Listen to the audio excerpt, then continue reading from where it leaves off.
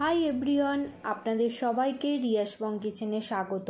বাঙালিদের গরম ভাতের সাথে অলওয়েজ প্রিয় সর্ষে পাবদা আমি যেভাবে বানাচ্ছি আপনারা স্টেপ বাই স্টেপ ফলো করলে সর্ষে পাবদা একদম অনুষ্ঠান বাড়ির মতো খেতে হবে। চলুন রান্নাটা শুরু করি।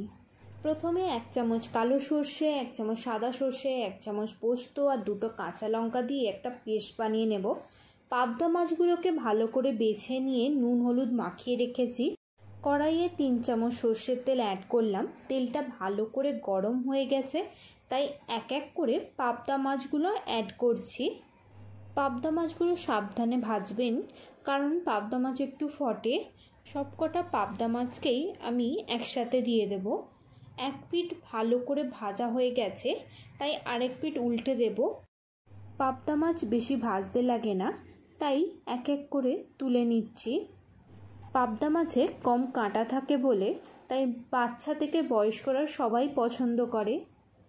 মাছগুলো এরকম হালকা ভাজবেন। এবার ওই তেলে 1/2 চামচ কালো জিরে আর 3টে চেরা কাঁচা লঙ্কা, 1/2 চামচ হলুদ, 1/2 চামচ নুন অ্যাড করে একটু তেলে ভেজে নেব, এতে কালারটা ভালো আসবে। এবার একটা বড় সাইজের টমেটোকে গ্রেট করে রেখেছিলাম, সেটা অ্যাড করব।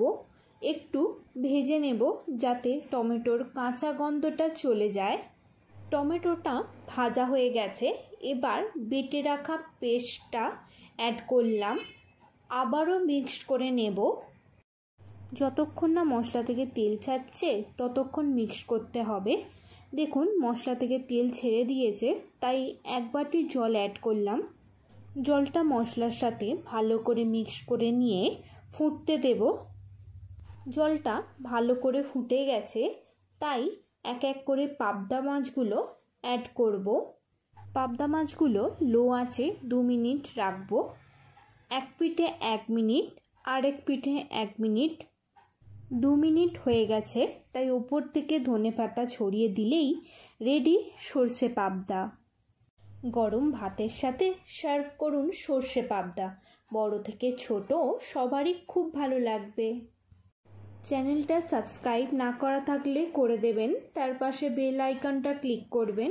কোনো নতুন ভিডিও এলে আপনাদের কাছে নোটিফিকেশান চলে যাবে।